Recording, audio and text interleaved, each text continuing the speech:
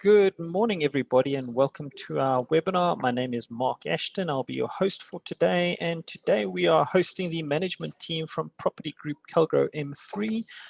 We were just talking a little bit before we came on air with this webinar, and we said what we really enjoy has been the retail investor participation in these webinars, the opportunity to engage with management, and it's great to see the informed questions that are coming through. So as a reminder, feel free to submit your questions via the Q&A facility. We're going to let the Calgro team run through their presentation, give you a bit about the investment case for the business, and then allow you to contribute your questions as they go along. You can either submit them via the Q&A facility or the chat facility. I'll be monitoring them.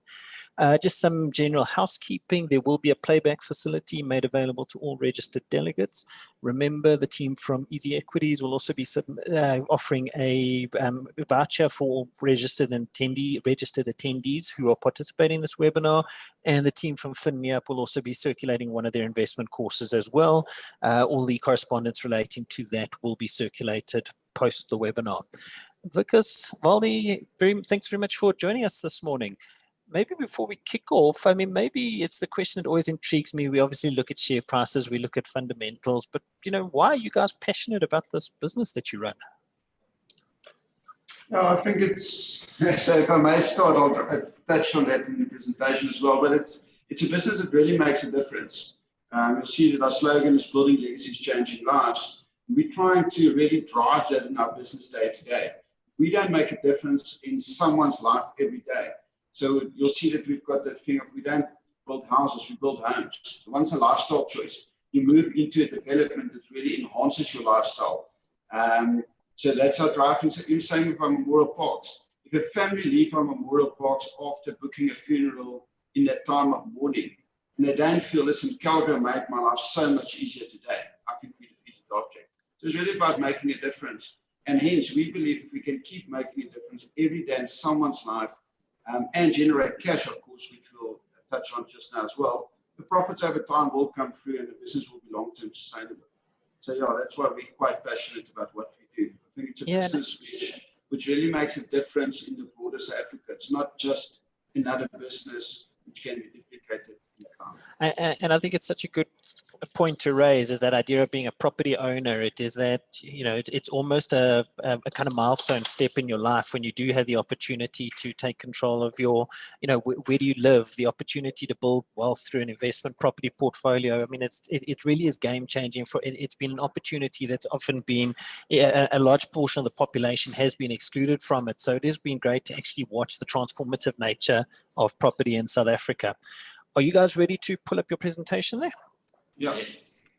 Excellent. And I'm going to hand over to you. I'm going to switch to mute, but I will be tracking the Q&A facility, and then I'm going to allow you guys to drive the presentation. Over to you. Yeah. Thank you, Mark. Yeah, thank you for everyone who dialed into this presentation today. We appreciate the time. My name is Wikus. I represent Calgro. On my left-hand side, I've got Waldi. I think on your right-hand side of the screen. And he's our Group Financial Director. And we'll take you through the presentation. Just to be clear, this is not a financial presentation. Yes, our results came out just more than a week ago. That presentation is available on our website, plus the SENS announcement. And if anyone wants to go through that and have questions, please put it to us directly. Today is more about showcasing what we have done, what we can do, where we see the business going, and then touching on a few financial numbers in the process as we go along. So as you see, this works. Hold on. I hope it works. Calgro M3 is a property and property-related investment company. We believe we're the market leaders in integrated housing. I'll explain that a bit later. And of course, I think we're basically the only operator and manager of private memorial parks on scale. Not only, there's a few smaller ones that are one-to-one owners. Over the years, if you look back at the business start 1995, the Steyn brothers, joined by my Herbert brothers in 2001. That business listed in 2007 on the alternative exchange. Business migrated to the main board in 2013. And basically, at the time of listing, this business was focused at your typical, if I may use example, four ways There's clusters, let's call it at the time 1.5 to 2.5 million rand. Today, most probably 2.5 to 3.5, 4 million rand. Very similar to what you also have in areas like Bellville, Durbanville, and Cape Town. That's about the explanation of what was happened. Then in 2008, January, this business returned after listing November 2007. And people tend to forget that we're all looking at electrification now and Eskom challenges now. January 2008, Eskom made a public statement to say, hang on, we cannot allow further development, we just don't have capacity.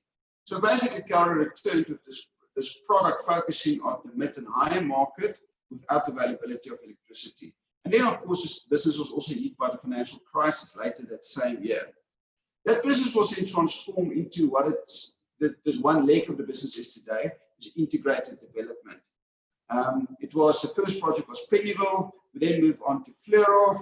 We then cut our teeth in Scottsdene and Cape Town, came back, done Witpoortjie, Southfields, Bellon, Cape Town, Vista Park in the Free State, and even touch our feet in Namibia to become, as I said earlier, I think the biggest integrated housing developer in South Africa. This business has went through a very, very challenging 3 years, after 2019.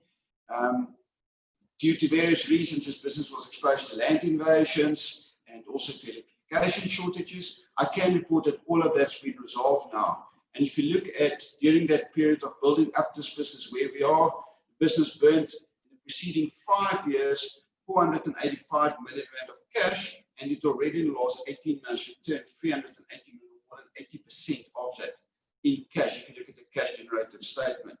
It must beg the question, if you look at the IFRS accounting, where's the profits? I think it's one of those situations where unfortunately IFRS is letting us down, and there's just a mismatch. We drive this business from a cash flow perspective. If this business generates enough cash consistently over periods of time, the income statement will follow. But unfortunately, accounting became very, very technical. Cash is cash. It's cash in the bank. It's debt. It's easy, trackable, and manageable. Then we've got our Memorial Park business. That business we started about 4.5 years ago. It took us about a year and a half to develop the first park, which is Nasrec. We subsequently acquired the Fourways Memorial Park, Durbanville Memorial Park, Bloemfontein Memorial Park.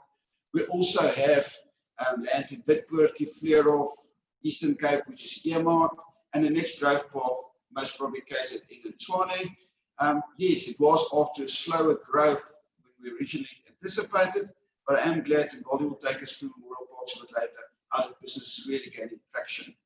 And then lastly, about 2.5 years ago, we decided that a good risk mix for this business will be to venture into a more sustainable annuity-based rental income-based model. The problem is that was at the same time, and just take into account, the planning of these businesses take 2-3 years. And then when we actually ventured into the business, it was at the same time we had all these other challenges which gave rise to liquidity challenges. And we tried to build a capital-intensive business in a time when liquidity was constrained. And I'll take you through a bit later how we're busy exiting that business. If we then look from our portfolio, locality, it's everything. We don't develop on the outskirts of Tshwane, on the outskirts of Johannesburg, East, for instance, Cape Town. It's all primarily, it's all primarily located properties. Even if you look at our memorial parks, the whole idea behind it is you don't have to drive out, take like a Sunday afternoon trip to a memorial park or a cemetery to go and sit at your loved one's grave and show that you really miss them. You can literally stop by every day.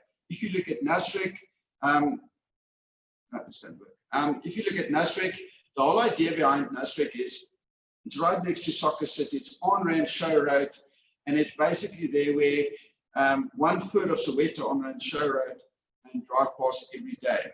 If you look at our Freewood property in Cape Town, effectively, yes, on the one side overlooking the mountain, on the other side over the waterfront into the sea, and even Vista Park in the Free State, right next to job opportunities and education next to the University of Vista. And if you now look at what we've done in Bellville, a lot of student housing focus. Why? Because of the primary location of the property.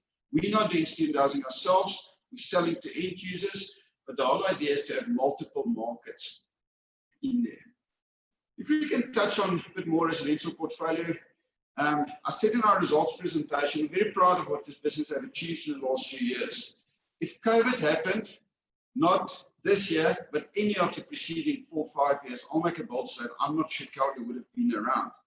This year, the sad part is in the last presentation, we called the good, the bad, the ugly. For many people, the ugly was COVID. For us, the ugly was the preceding 3 years, challenging conditions of getting this land invasions, the electrification shortages resolved, really building up a good cash pot during the year 2019.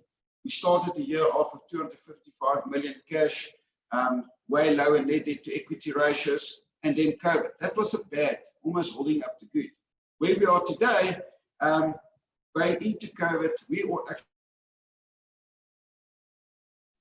prior to the official lockdown, why? So that people can go back home. And because we had the optionality of cash available, why did we want to put more money into the ground, not necessarily knowing when we'll be able to extract it again?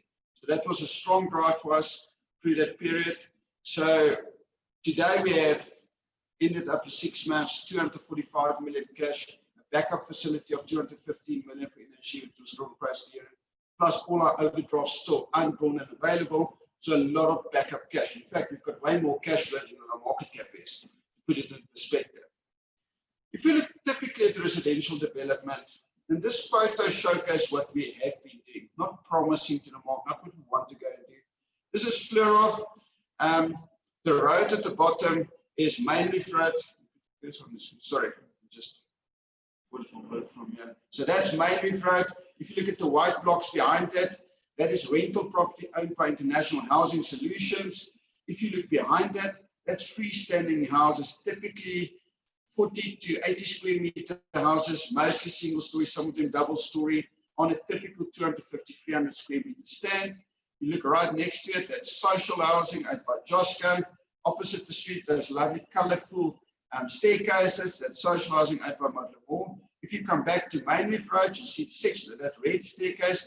You see that sectional title units owned by individual owners. Those were originally sold for 239,000 rand in the market. Those properties are worth today over 500,000 rand, just showing the capital growth in these developments. If we look behind that colorful staircases, that's semi-detached freestanding houses. So that's a typical 140, 150 square meter stand, 40 square meter semi-detached house. Remember, everyone wants a big house and a big stand. Not everyone can afford a big house and a big stand. So what's the alternatives? When we went into sectional title development 7 years ago, everyone said, hang on, but everyone wants a big house and a big stand. Yes, true, but what about single parents? What about grandparents? They want the safety, security. We still, up to today, we always have different developments we're selling. Complexes with just a gate and a remote, and complexes which are a bit higher levy with security guards and the like. And 80 to 90% of our clients opt for the complexes, higher levies, but top security. Security is issue in South Africa. If you look towards the back of that, you'll see the fully subsidized housing, that's RDP houses. And if you come back to the Fair of Drive, that white block around there, yes, that is the first FLISP housing in South Africa. Now, what is FLISP housing? And I'll touch on the categories now. FLISP housing is financial linked subsidy program. Government have realized that for too long, they've been motivating people to sit in the sun and not get a job. Why? If you sit in the sun and not get a job, you qualify for a government RDP house. Cost to government, yes, there's various numbers out, but if you take land, sometimes government don't factor that because they don't pay for it, it's their land.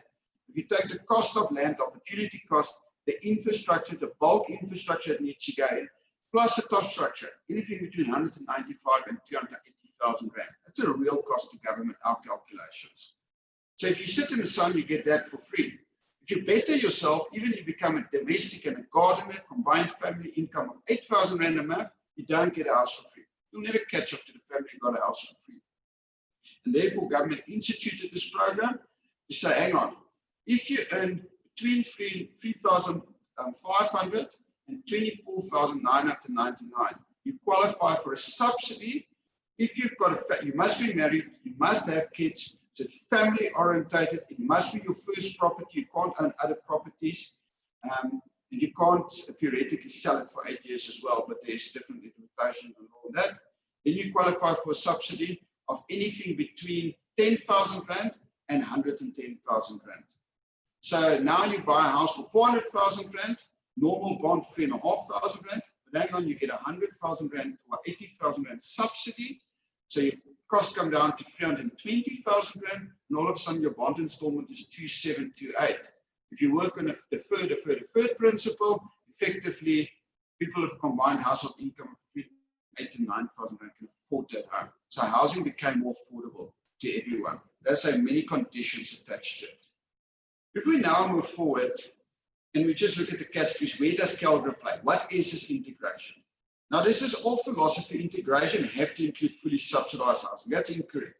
Integration is bringing these different communities together. Why? If we flip back, primarily located land. This land's on Main Reef Road, 11 km from city centre, literally 20, 25 minutes by either BRT bus or taxi into city centre, versus out of Soweto, hour and a half in the morning, hour and a half in the evening. Social upliftment. Now, mom or dad can spend more time with the kids, better family values. The other counterpart can work harder, earn a better income, and start uplifting themselves. So integration is bringing all of this together. But you can only qualify for government subsidies if you bring the fully subsidized component into that in some shape or form. So it's fully subsidized housing. Then you've got CRU, government rentals. You've got social housing. So social housing, if you look at Calgro's business model, we go to the NPOs. We don't do it for profit. Remember, we sell, we don't keep. Then we help them to apply for the subsidies. We help them to apply for the bank finance because it's a debt component. And then we effectively, through this process, the money flows first. We get a bank guarantee, normally what they call an invested interest. There's an arrangement government have invested. Money goes in, we get a bank guarantee. So no government payment is for us. Gap and FLISP, I already explained what that is. That's typically this houses someone that's too poor to qualify for a normal home loan in a normal course of things, and too rich to qualify for free house, affordable housing, and then mid to high. If you look at Fleur of today, if I skip to the next picture, there's waterfront properties. That's the Fleur of Day, literally a kilometer from Fleur of Lake. Fleur is also quite groundbreaking because it connects Soweto with the old previously disadvantaged, the northern fluent suburbs, so taking out this apartheid barrier. And Fleur today have houses from fully subsidized to R1 million in the same neighborhood. Look at the social benefits.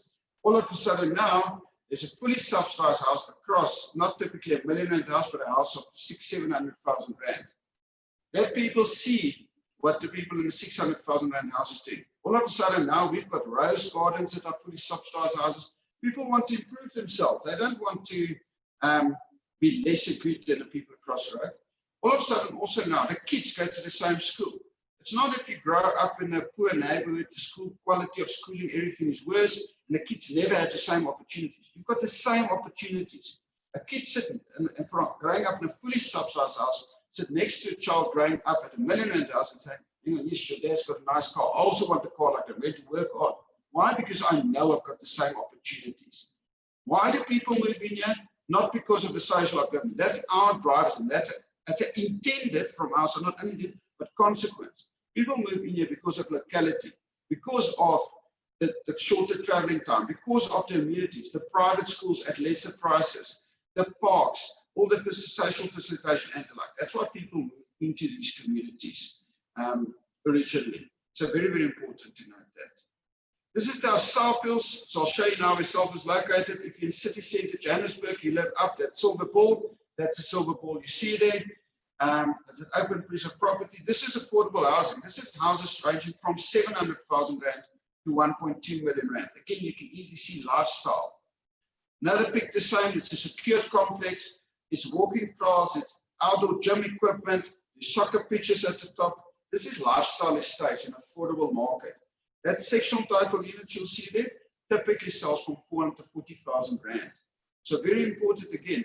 The same secured complex from 400 to 40,000, all 2-bedroom, 1-bathroom. So not bachelors, not, again, catering for families, catering for the Swiss market, really where the housing shortage is. There's a lot of people that cater for the young up-and-coming professional. This is not what we cater for. We cater for families. You'll see there's also a lot of greening. If you look at the next picture, the green around it, the sport facilities, if you can flip back, all that outdoor children play areas, all building material. This development's got gas network. This development all have water saving mechanisms. In fact, some of the units can be edge rated. So very important, the green aspects in all of this. And there at the back, at the top of the picture, you'll see Johannesburg City Centre, literally 4 kilometers by road into Johannesburg City Centre. Again, prime location. On the back of that, R59, industrial areas, commercial areas, very close to Boksburg, Benoni commercial areas, close to job opportunity. Must be a location point. Why do people pay 10 million rand for a house in Bryanston under the power lines? Because of a location close to Sandton. Important to us. This is just slightly high in the market. This is houses we've done from 800,000, actually 700,000 to 1.1 million. All freestanding houses. You'll see nice sized gardens, everything. Also very green. This also got central gas networks. Even the paint in this development was green on the green belt. A lot of green initiatives coming through. Scottsdene in Cape Town. This is social housing. Now, if we think social housing, we think cheap rentals. You've got a secure complex. You've got soccer pitches in the middle. You've got a community hall at the back. All bringing communities together, uplifting communities. Very, very important to us. If you look at the housing shortfalls, and I'll end up today with that, but we estimate South Africa got a housing shortfall of 5.6 million houses. If you drill that down, and sorry, may I refer you to our integrated reports on our website. It's based on the February 2020 results, but let's call it, it was published in May. Plus last year's integrated. You'll see every year we do a lot of research, we state the statistics. And even if you take affordability currently into account, even if you take the consumer pressure, I'll touch on a bit later, into account, people need a proper place to stay. During COVID, there was a lot of discussion to say, but hang on, haven't the primary located land faded out a bit? People can stay further out of city centres and work from home. Just remember, if you look at our costings, 440, typically in Bella, we're still selling units at under 400,000 rand, I think 369, 2-bedroom, 1-bathroom apartments. If you look at that, that's your typical people not sitting in an office, not being able to work from home. So that's the typical people that works in industrial areas, your taxi drivers, your workers class. So they still need to go into the office. So I think in our market that became less relevant. But the flip side is also true. If you work from home, you need better living conditions. You can't sit in a shack without proper data connections working from home. So very important, the drivers we have in here. If you look at the business model, we identify a project, secure project, we do the town planning, township establishment, the securing of the project, we like to own properties, we don't tender. We've got one project, Jablani Hostels, we tendered on, and that was because we've done a whole proposal to government. We included Jablani Hostels originally in our Jablani CBD development, almost an unsolicited bid, and we uplifted the area. And then the second phase was all of a sudden put out on tender. Maybe that was a bit of an ego thing. We didn't get it wrong, but we'll never tender again. We're very strong in that. Infrastructure, we outsourced. We did our own marketing and sales. Traditionally, we built the units ourselves. The construction division was closed in the last 18 months. Even I think it was announced last February already. And the reason for that is we always thought we make a good margin there. And then realized it's just guys who can do it better and quicker and more efficient.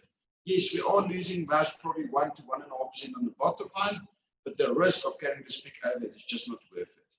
And then, of course, transfer and hand over. I think most of the social impact I've already addressed, but if you go from the bottom, we're very big focus on the community. We train 50% of our people working in our developments is in the adjacent local community. So let's take Fleurhof. It's not people from Johannesburg. It's people from the adjacent Florida, Fleurhof, and Medellin, Soweto communities. We uplift them, give them an artisan skill. We only retain roughly 1/3 of the people we train. But again, we've done a lot of good for the community. Then we through that we do economic development, we do social development, we create jobs. We reckon about 2.55 per unit or house we build. And then when we leave the development, train a lot of artisans that can go out and again uplift South Africa. If we as business don't do our bit for South Africa, we can't expect government to do everything. And then the social commitments I've already said. just a big social drive. But that's our intended consequence. But that's not why people move into these developments. Just again, if you look at the insides, so this is a typical, this is a 90 square meter house. Look at the spaciousness, kitchen, everything. It's really a lifestyle choice. If you take, where does people come from in these houses at 80, 900,000 rand? And this is in Scottsdale. These units sell for 400 or just under 400. And again, a nice size development. Now that I'll hand over to Waldi for Memorial Parks. Thank you, Wikus. Good morning, everybody. So Memorial Parks, or in layman's terms, cemeteries. We get the question quite regularly, how on earth did we get involved in that? Now, actually quite simple. It's just another form of property development. And it originally started with these integrated residential developments where we develop, and if you look at the business model where we generally acquire old mining land or agricultural properties, there's generally certain pockets of property that you cannot utilize for any retail, commercial, industrial, even residential units or construction thereof. And the conundrum we're faced with is how do we secure these properties, and first of all, how do we make sure that they are sustainable? If you look at the traditional model, what would happen is you would convert them into a park, you would hand them over to city parks, and they would be maintained into perpetuity. For various reasons, that doesn't always happen. So the conundrum we were faced with obviously was then how do we create these sustainable parks? And we went back to European model, even a bit of the American model, and we looked at specifically memorial parks where it gets treated in those countries as parks where people happen to be buried. It's centrally located, it's within the developments, it's close to homes, it's close to job opportunities. It's not somewhere in the outskirts of town. And that's really how memorial parks was born. With the first couple of memorial parks we acquired externally. We couldn't risk to go into our residential developments, first off because the stigma around cemeteries in South Africa is so bad. We first had to change the culture and show that what we're offering is completely different to what's out there in the market. If you look at one of our typical memorial parks, this is Nasrec Memorial Park. You can see centrally located, it's on Main Reef Road. You can see Soccer City in the background, quite close to city centre. It's one of the main access roads into Soweto. So you can stop here in the morning on your way to work. You can stop here in the afternoon or in the evenings when you return to work. One of the primary drivers for us is security. So you'll see it's walled in. It's got electric fences, not just the 2 or 3 strands on top of the wall. It's got electric fences from the bottom right up to the top. So full length electric fences. It's got CCTV cameras with artificial intelligence, obviously learning human behavior, and then identifying any suspicious behavior to make sure that the security can react and apprehend any suspects that we do get on the park. You've got 24-hour roaming security, central parking areas. If you look at some of the features of the park, it is a park-like feeling. It's like a massive garden or like a golf course, we want to try and explain it. There's dams, there's streams, there is a chapel, the central parking areas. All in all, just offering a dignified burial experience to our customers. Now, if you look at while you look at the picture, I'm just going to give you some stats around the burial shortfall. So the World Health Organization estimates that there's a shortage of between 8 and 10 million burial opportunities over the next 15 years. Now, if we look internally to the South African Medical Research Council, they estimate that in 2020, the mortality rate will be around 500,000 deaths. Now, the majority of those will end up being buried just because burials are so culturally driven in South Africa. If we look at what we've got in South Africa and just the areas in which we operate, the city of Johannesburg, we've got 35 cemeteries in Johannesburg, of which 28 are full. Ekurhuleni already running out of space. They're looking at various alternatives currently to try and accommodate various other forms of interment. Cape Town, almost full. They're starting 2 new cemeteries of around 50,000 graves, but really not a patching what's actually required. You look at Paarl Cemetery, they're already burying in the road reserve there. So really fast running out of space. So we believe from a market perspective, the market is almost endless from that end. Look at the various parks that we've currently got. Nasrec, which is close to Soweto. We've got Four Ways Memorial Park, which is famous for Winnie Mandela being buried there. We've got a Dokatula Memorial Park in Springs, Durbanville Memorial Park, Durbanville Cape, and the Bloemfontein Memorial Park. So currently in Gauteng, we only have around 0.7% market share, which just illustrates the growth opportunities that this business holds for us. Considering in the broader South African context, so we're really on a drive currently to expand the footprint of cemeteries across the parks and to make them operationally a lot more efficient. Now, this is a picture of Durbanville Memorial Park. So you can see it's a tranquil environment. It's a place where you can lay your loved one to rest with dignity. Now, funeral undertakers over the years have done a lot in South Africa to restore dignity into the burial process, into the place where you return dignity in the burial space. And that is really where our business is focused, is how do we return and give our customers a dignified experience in the burial space. Now, if you look at the business model, so we do everything from the land acquisition. We generally take it through the town planning processes ourselves. That can take between 2 and 3 years, depending on the various soil conditions. It's very expensive to actually do these studies, various hydrological studies, various town planning applications that you have to go through to make sure that it is safe from an environmental perspective. Then once we've cleared those hurdles, we beautify the parks, we operate them, we sell them, and it effectively operates as a fully fledged memorial park. Now, maybe just to touch on what makes our business model slightly different to what you find in traditional cemeteries. So first off, you can reserve a grave in one of our memorial parks. So traditionally, what would happen? One of the family members, let's just for illustrative purposes assume mom passes away, she gets buried in a cemetery. Dad passes away 5 years later. He will in all likelihood be buried in a different section of that memorial park, or even in a different cemetery altogether. Where when you come to us, mom passes away, she gets buried in the park, and you can already buy and reserve the grave next to it for dad or for the family. You'll see now when we go through some of the products we've got, we cater anywhere from ash niches all the way to family estates. Quite a diverse product range that we've got going. Then one of the things that I think is also important is, what do you get for what you're paying for? So when you look at a typical grave, we include the opening and the closing of the grave into the price of that grave. And then the next one is perpetuity maintenance. We get a lot of questions. Is there a monthly fee payable by the purchaser or the customer for the maintenance of these parks? And the answer is no. It's all included in that once-off cost. So we pay the amount up front, and that's it. And how that model works is a portion of the sales price gets capitalized to a perpetuity maintenance fund. That fund will then generate the return over time, and that return will be sufficient to cover the cost of maintenance of these parks. Now, we've been very conservative in the running of these parks. It's pretty much almost double capitalized what we should, because we don't believe we can get it wrong. But the maintenance effectively is then guaranteed in its current condition, in the current form that the park is in, into perpetuity based on that capitalization. If you look at some of the products we offer, so anywhere from a normal lawn grave, and there it ranges from park to park.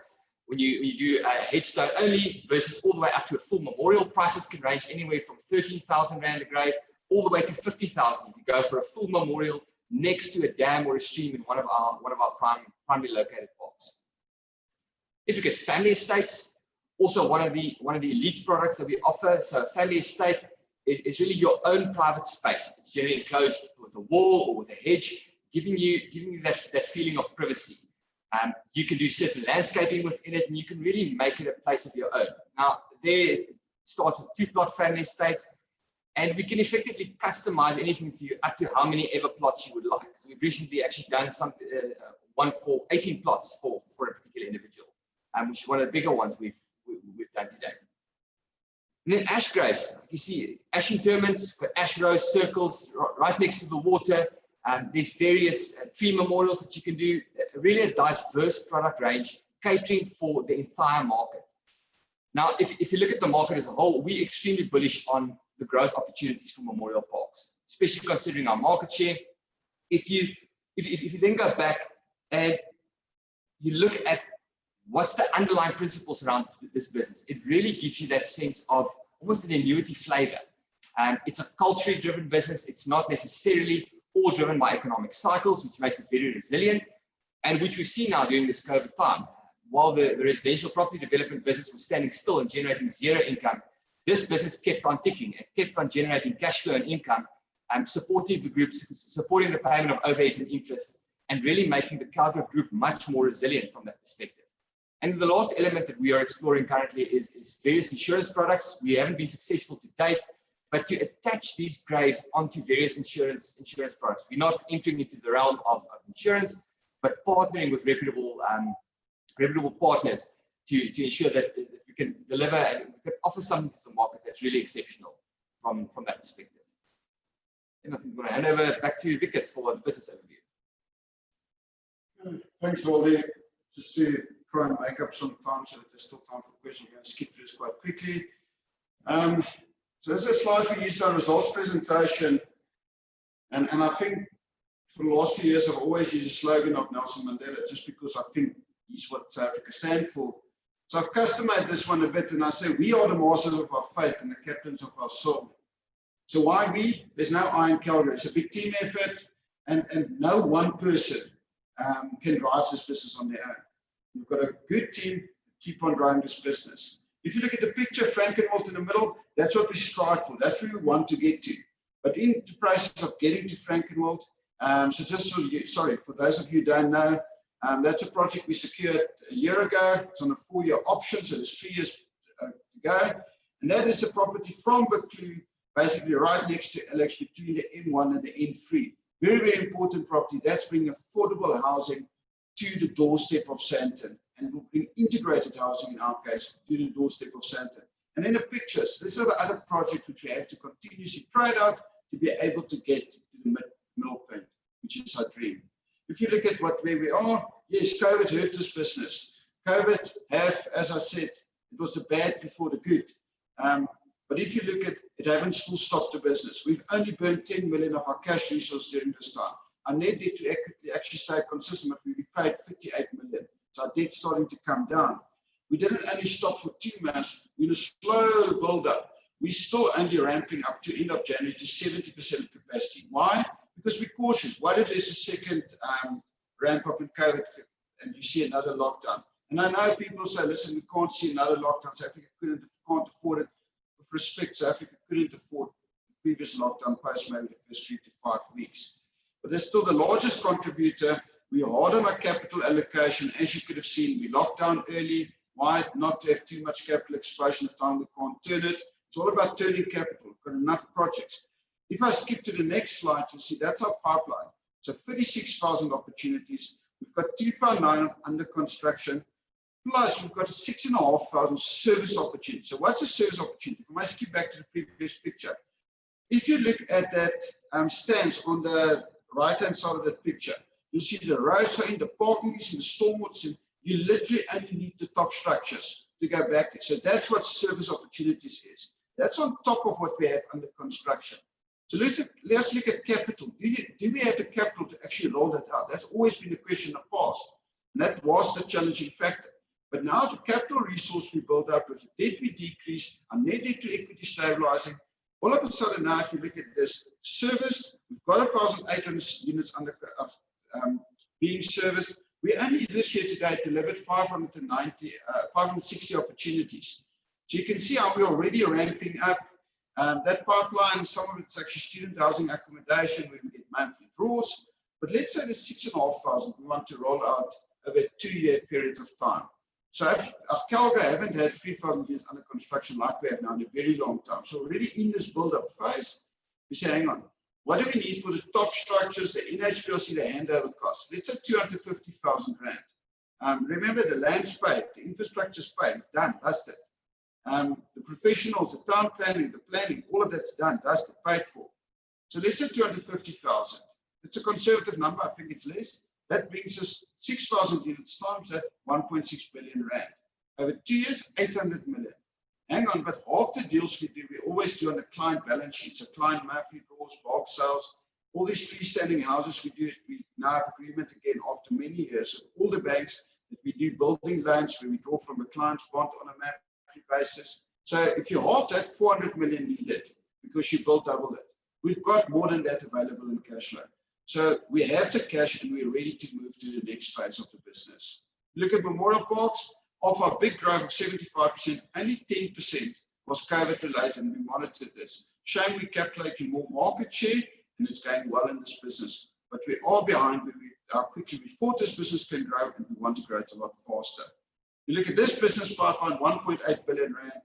We've done 25, 26 million for the first 6 months. Let's say we did 50 million. All of a sudden now you've got, what, an 18-year, no, 20, 50-year runway.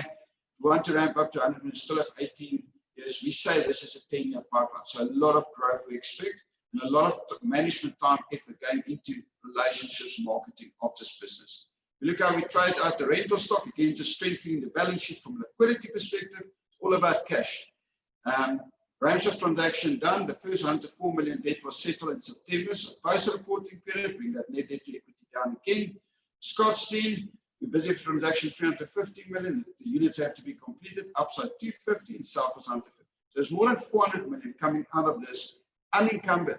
So it's all clean cash flow to drive the business. We then look at the investment case. We're making a meaningful difference in South Africa. We've got a strong financial position. Again, we came out of COVID with 245 million cash, a backup facility of 215 million. We haven't yet signed DFC or the old OPEC, which we believe $20 million, and our overdrafts undrawn. So a lot of liquidity to drive this forward. Strong balance sheet. I think we've got a unique product offering. We've got a track record. If you look at the photos earlier, there's no artisan present. This is photos of real delivery. We've got a commitment to sustainability. You've seen it. I'll touch on it just now. We're meeting our financial sustainable growth goals. We're not talking about empowerment. We are actually level 1 contributor for the last 3 years, but there's room for improvement and we'll continue there. And we're very flexible moving between these markets. And again, if you look at where we came from with all the challenges and how we traded ourselves out, I believe we've proven that we're very flexible in that. I'm going to give to Waldi quickly for the cash flow. Yeah. Thanks, Wikus.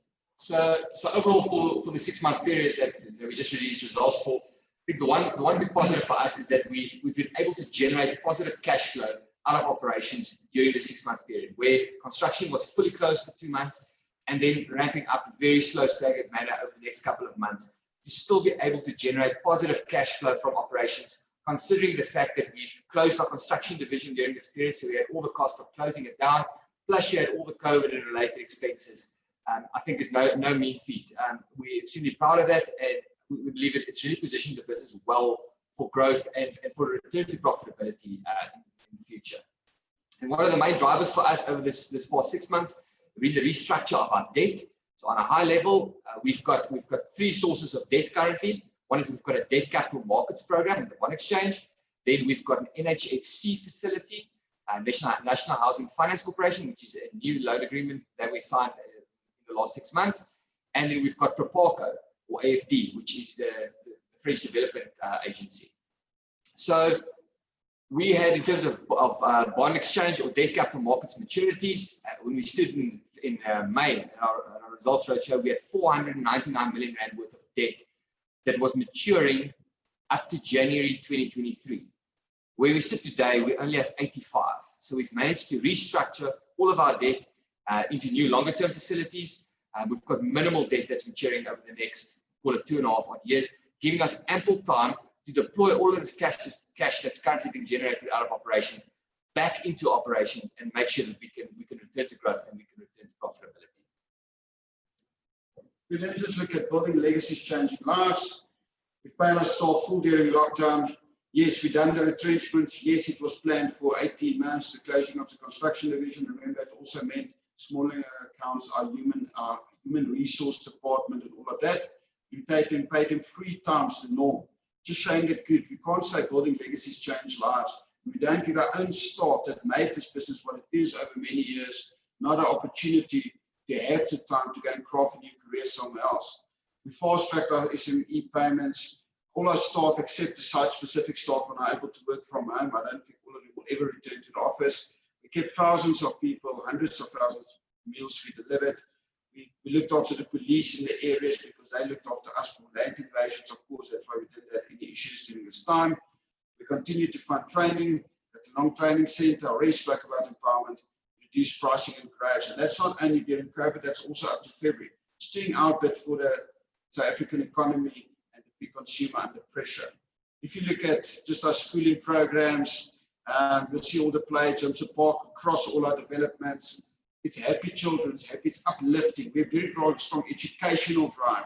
We believe if we fix education, we'll fix this country going forward, because these people have opportunities to actually work for themselves and get something done.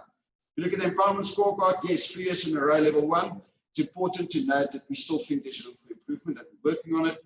Salford's won the United Nations Sustainable Cities Award.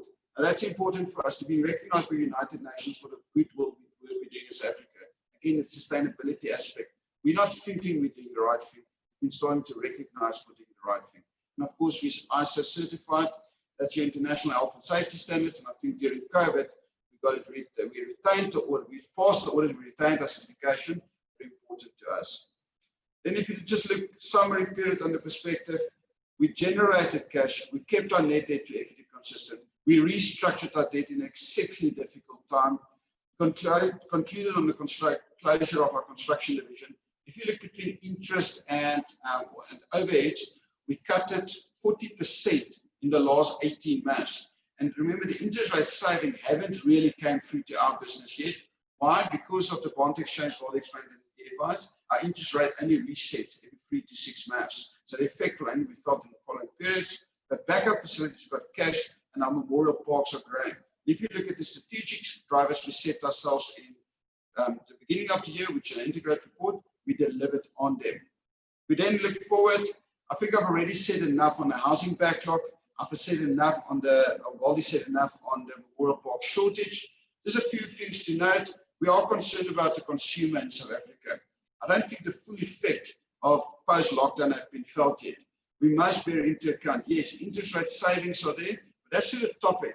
The bottom end first-time home buyers haven't had the benefit of that, but they still had the benefit of, they still had inflation. They might not, and most probably won't get big bonuses, if anything, end of the year. We think salary increase next year is also going to be limited. I hope in the public sector, but most likely only in the private sector. If you then look what we have on our side, we've got strong cash flow, we've got a well-located, good pipeline, we've got service opportunities. Again, no pressure to invest long-term capital, and we've got a lean business, a 40% cut in overheads. We really look hard at this business, and we keep questioning ourselves on how to do it. So the takeaway, we've got a strong management team, we're very hands-on. I'm personally responsible for the development business. Waldi's personally responsible for the Memorial Park business. We've got, going back, a good balance sheet, we've got flexibility, and I believe we've got, if you look at the makeup of this business, sustainability, underlying property experience, we've got what it takes to really now take this business back into the next growth curve and really restore this share price. I see there's a question on dividends, if I can quickly answer that. No, we're not dividend paying. I've got this tongue-in-cheek comment, it doesn't exist in my vocabulary. I don't believe Calgro is a stock that should pay dividends. In the property sector, where there's lots of growth. Yes, we had our challenges, but we're on our back. And we need to keep our cash and make sure we've got enough cash as a backup. Let's just be honest, things will go wrong again. We will get it wrong again. This is property. But as long as we've got enough backup cash, if we don't run into liquidity constraints again, I think we'll be fine for the future. So no, we're not paying dividends, and we do not plan on starting to pay dividends anytime soon. Thank you for your time. Mark, back to you for any more questions. Excellent, guys. Thank you very much. I mean, firstly, just a compliment. I mean, I think it makes such a difference when people can actually see images of your operations. I think, you know, we often think of listed investments and we just look at them as numbers and, you know, what are the share price tickers doing? But the reality is that people are investing in a real business, real people. And I think what your presentation has brought across there very clearly is the assets that they're getting as part of this. I am cognizant of time, so I'm going to just roll up a couple of these questions into it. I mean, one of them, so you've answered the question around the dividends. The next question relates to how directors are incentivized. Are they shareholders in the business? Is there a share incentive scheme in place? Maybe just some color around that from your side.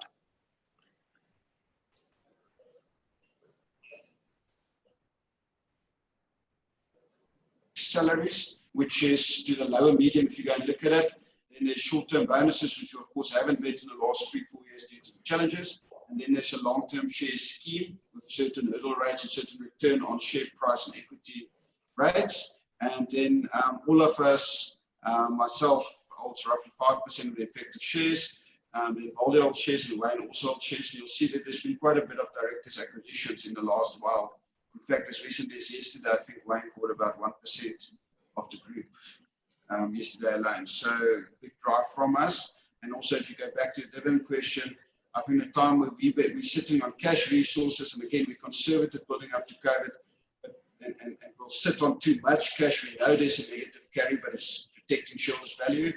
But before I look at dividends, we'll rather look at share buybacks if the share valuation remains as low as it is compared to what we believe the business is worth. It probably segues quite nicely into the next question. I mean, and I know it's very topical at the moment. I mean, the share price is heavily depressed. Is there risk that the company is delisted? And do you focus on the share price performance and have an active strategy here? So we don't actively monitor the share price, no. Also, we drive the company. We're not paid to look at the share price. If we do the right things over and over, the share price will come right. However, currently, I do think there's a buyback opportunity. I don't think there's active delisting discussions. I can say that outright. Remember, with all our DFI debt and all of that and the way our debt is structured, our debt's also public. So you can't delist the equity. You've got this public listed debt. You still have to comply to all the conditions. We don't have any, just for clarity, we don't have any bank finance. We don't have any secured finance. So our balance sheet's completely unsecured from that perspective, which the nice thing to equity shareholders is if things were to go wrong, the equity shareholders and debt providers have to get around one time. So how do we unravel that? There's no preferential credit, if I can call it that, on the balance sheet, just for noting. Question 4, what makes your lower end target market more attractive from an investment perspective than the mid-market segment? I think long-term sustainability because of the shortage and affordability play less of a role. So there's currently developers that do exceptionally well, much better than us, let's be honest, in this mid-tier market. But we do think from a sustainability perspective, affordability perspective, we are better placed. Again, it's cycles. We believe consistently this is more sustainable, but in cycles, the mid-tier definitely outperforms, and I think that's been proven. Question 5, what differentiates the Calgro model from the Baldwin model? I mean, I think Baldwin's obviously been in the news quite a lot. I mean, is there any kind of noticeable differences in terms of your operating model? No, so Baldwin traditionally have played in this mid-tier market, private sector. Baldwin have now announced that they're entering, let's call it a more integrated market, although there's not subsidized products in there. So I think that have to be kept in mind how the financing, even if there's grants, how that will be repaid, how that will be addressed. So I think that only time will tell. But from my perspective, yes, I think if you look at the turnkey model, we've definitely been first, but they followed. They've been very successful in it.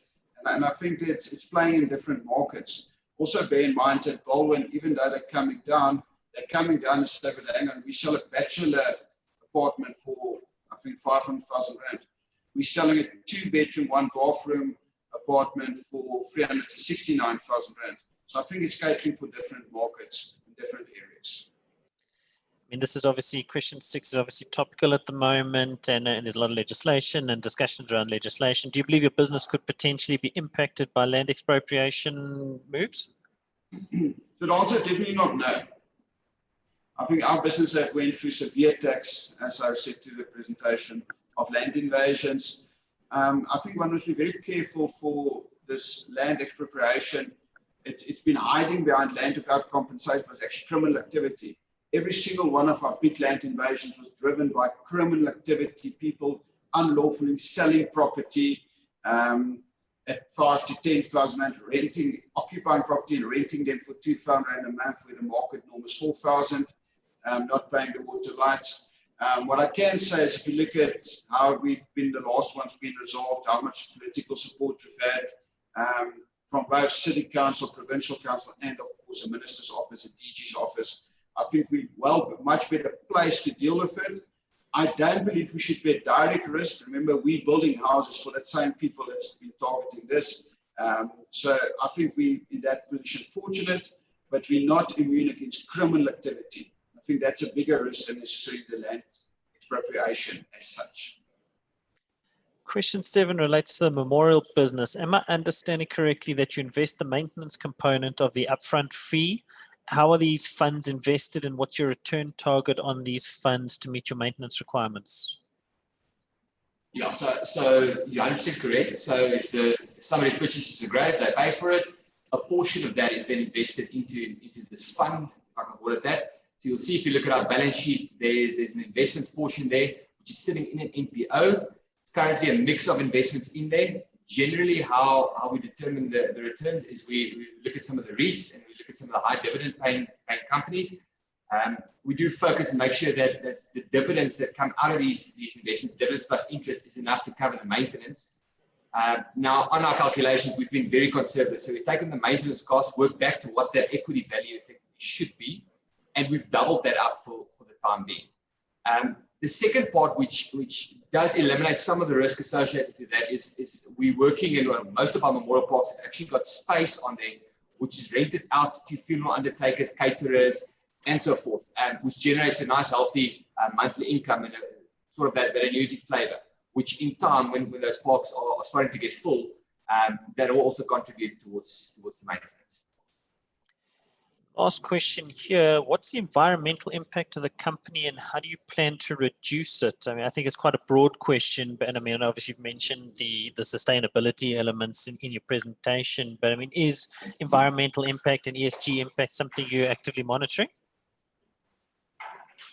Yeah, so we are monitoring it. I also go back to our ISO certification. So we are for ISO 14000 and 45000 registered. So environmental impact is monitored and audited by an international accredited third-party audit environmental specialist and reported back specifically to Purposeful, AFD, NHSC, and going forward most probably OPIC and DSC, which I think investors by now know they're very, very hard on that. What is our impact? I think property development, we cannot deny that property development always have impact. The reality is you take public open space, you take open land, and you go and put fixed structures on it. What do? You typically disturb stormwater and habitation and the like. But I think it's also about how do you manage it. So for us, it's not about how do we disturb it, it's the environmental management plan. Sometimes people see, but listen, are you looking after it? Are you keeping enough green areas? It doesn't help to keep enough green areas, but you don't manage it and look after it. If you look across, again, our flare of picture way earlier, that link stream connecting Florida Lake to the flare of dam, basically down all the way, I don't know how many people know Johannesburg, but all the way down the Greenbelt going to Orlando Stadium. All of that's currently, we went and boxed it, we went and fenced it in from a security perspective. The natural habitation are protected all the way down to Orlando for environmental management plan. If you then look at greening, I think we were by far the first guys to stop construction. If you go rewind 3 years ago, when Cape Town ran out of water, we stopped construction for 3 months. We first went and got water use license. We drilled for water. And we continued to boil water, which is untapped sources, and where they proved the water source could be proved for many years. In fact, we put up, that was the next step, to put up water stations for the communities, where it's already approved by the City of Cape Town. So we went to them and said, how can we assist? If you look at what we install in our standard, again, under 400,000 rand house, it's water saving. We don't use taps, it's all water saving mixer units, water saving toilet flush systems, JJ tanks are standard across our developments for outside consumption. We don't do grey water yet. We just cannot do it feasible in our type of developments. If you look at how we run our sewer systems, how that's integrated, normally building new sewer plants across the developments. And then, of course, just you'll see a lot of these newer units. I think the South photo earlier had something like shutters for the rooms. So north-facing blocks. Going back to the discussion of even the paint is green, so less intensity for heating and cooling and the like. Proper insulation. So we're doing our bit. I don't say we go all out and do typically what you can do in a 10 million rand house. For instance, our retirement estate at Green Glass You just cannot, again, make it feasible to do double layer green glass on an under 400,000 rand unit. It's just not feasible. You can never make it work. But we do as much as possible with our limitations. Excellent, Wikus, Waldi. Thanks very much for your time. And I just want to say, I mean, I think one of the kind of feedback points that we always look at is level of engagement from the audience, questions, the staying on through the presentation. It's been great to see an engaged audience for this. So firstly, just thank you very much for your time. Ladies and gentlemen, thank you very much for giving up your time to join us today. We will be circulating the playback facility after this, and we look forward to engaging with you further. Thanks very much for your time. Thank you. Thank you very much.